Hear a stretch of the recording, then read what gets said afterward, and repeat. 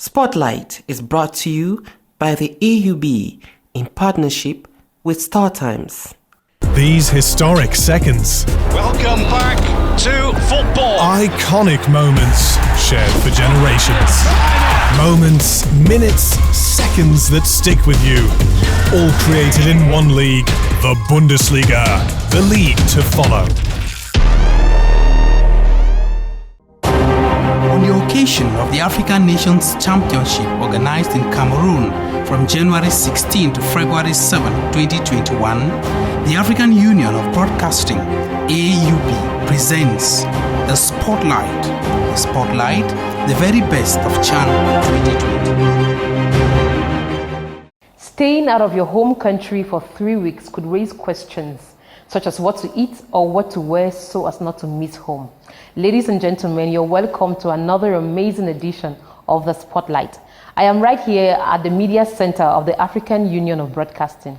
The AUB is a professional body made up of national televisions and radio organizations of all African states dedicated to disseminating content for the African continent.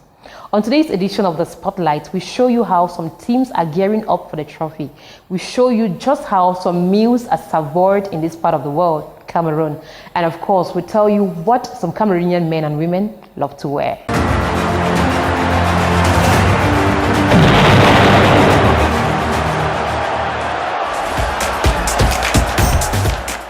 Thank you very much for joining me for another astonishing edition of The Spotlight. Several dignitaries have traveled from far and near to experience the 2020 African Nations Championship in Cameroon. One of such dignitaries is Claude Leroy. To Cameroonians, Leroy is a familiar name. Claude Leroy is a Togolese national team coach who happens to be the head coach who led Cameroon to earn her AFCON title in 1988. Well, we are not here for that past glory. Our reporter Isaac Jenna Fochi met with him. He shares his opinion on the general organization of the CHAN 2020 and the performance of his team. I watch all the games, you know. At the beginning by Cameroon. For the first game, for Cameroonians, they have a lot of pressure on them, you know, and it's always very difficult to come in a big competition like the CHAN. They were a little bit superior, they were a little bit better in the game, but they didn't score, and I think that these young players of Togo deserve to draw against Morocco. We have a very young player that began with me last month against Egypt. He's 16 years old, you know. Remember, I took Samuel Eto'o, he was 17, Andre Ayew was 17, Owen Biik was 18. I like to introduce in the first national team young players when there's a skill, when there's I don't put young players because they are young players, but I introduce young players because there's a quality to play at the highest level. And there is a young players who scored one goal for his first operation with the national team with Josué Dogo. I think we have a very, very beautiful career, but the worst thing that happened in football was this agent was, I think, who killed African football, especially because as soon as they see a player, they didn't know him 1 week before, but they see a player, they try to win a few money, but not problems. They don't take care of the player, of the family, of his career, and it's very bad. This emergency of so many agents everywhere, you know. I think we have to fight against that. Even when they prevent Cameroon for organization of the previous CAN, I was sad and I was furious a little bit because I know this country and I know that in this country I owe a lot to this country. You know, when I arrived, I was a very young coach. I had a professional football career, but I didn't. I was just beginning as a coach, and we work a lot. At the beginning, the Cameroonian people, they didn't want me because they undomitable Zion, national patrimonial with a young coach like that. No, and step by step we work, we achieve something, we did result, and we create something, we create a team. And I know that when they come Cameroon, they want to do something, they can do something. A lot of the organization of the CHAN, the stadium are beautiful, the training camp, training ground are very good. Now what they have to work is that put a lot of educators everywhere, youth championship, good quality of educators. That was, I repeat, always since thousands and thousands of years.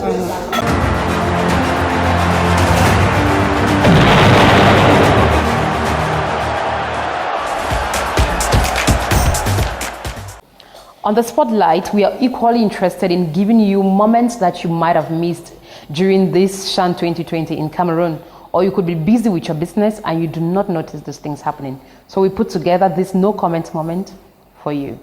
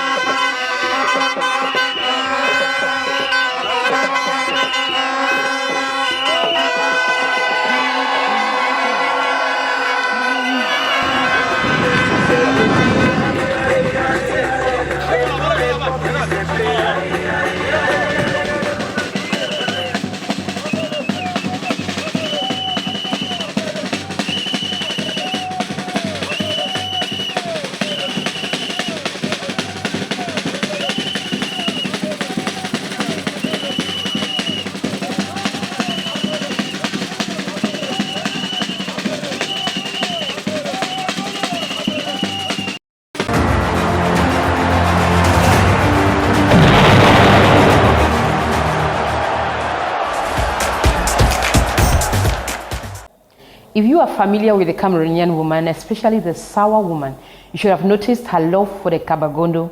The kabagondo is a dress popular amongst the Sawa women in the littoral region of Cameroon.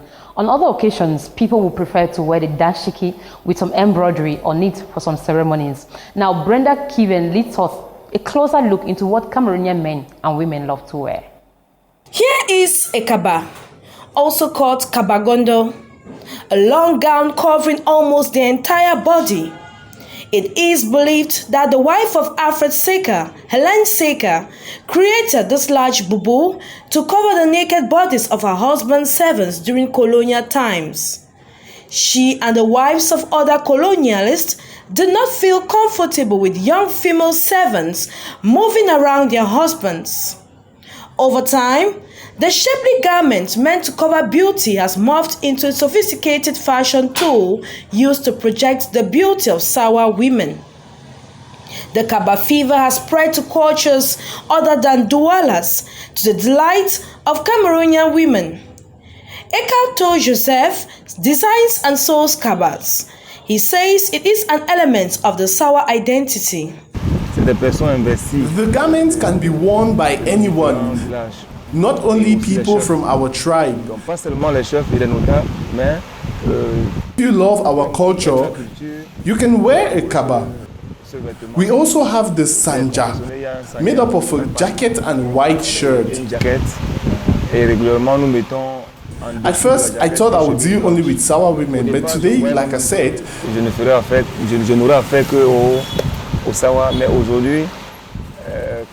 we have tried to modernize the kaba so everyone can feel free in it. In Cameroon, another element of identity is the bubu that often carries embroidery. Even though every Cameroonian today gets to wear one of these, it must be noted that this dressing is common to Cameroonians from the north and people from neighboring countries like Niger, Chad, and Togo. You can wear a 1, 2, 3, or 4-piece version, as this designer says.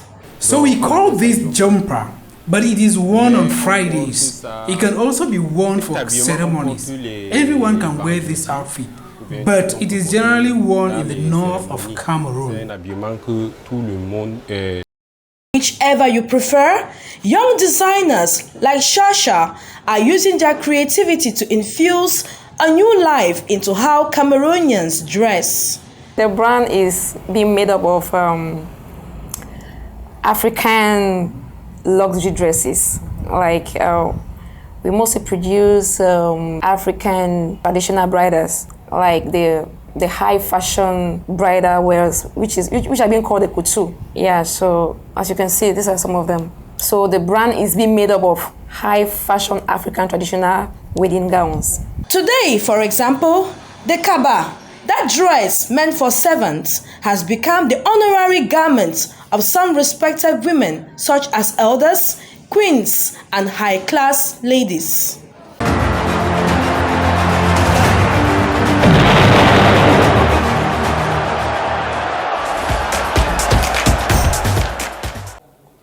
As 16 African countries converge in Cameroon for 3 weeks, one could wonder how these millions of people blend into the food culture of Cameroon. It is no news that Cameroon is Africa in miniature. This means that the food culture of eating some food with fingers in Cameroon could be the same in other African countries. Our reporter visited some restaurants in the southwest region of Cameroon and tells us why people eat the way they do.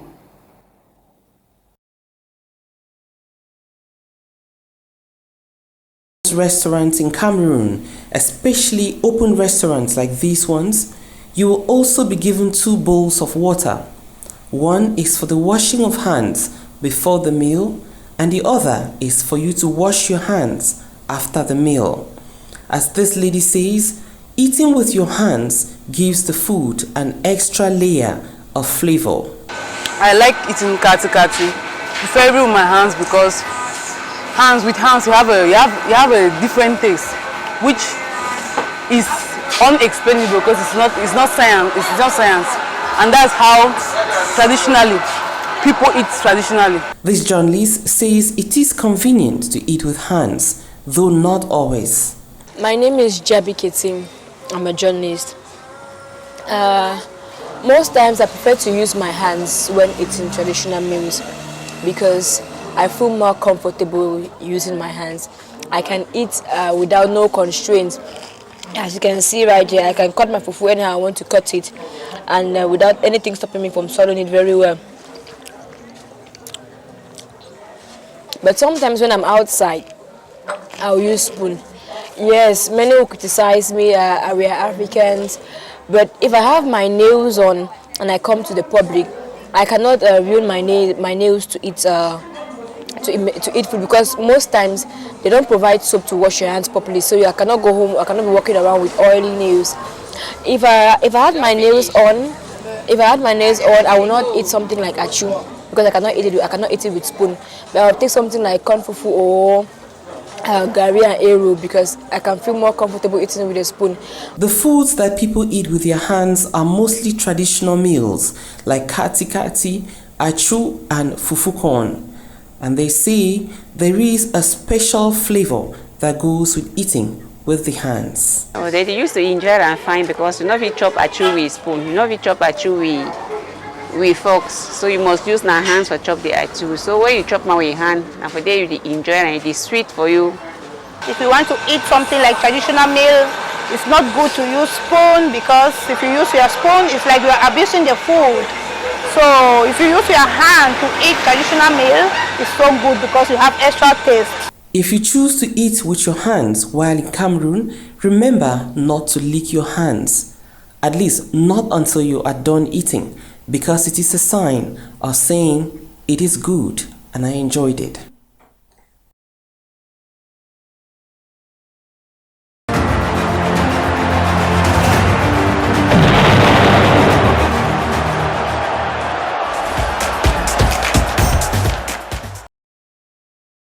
You should know that spending 3 weeks out of your home country is still 3 weeks at home.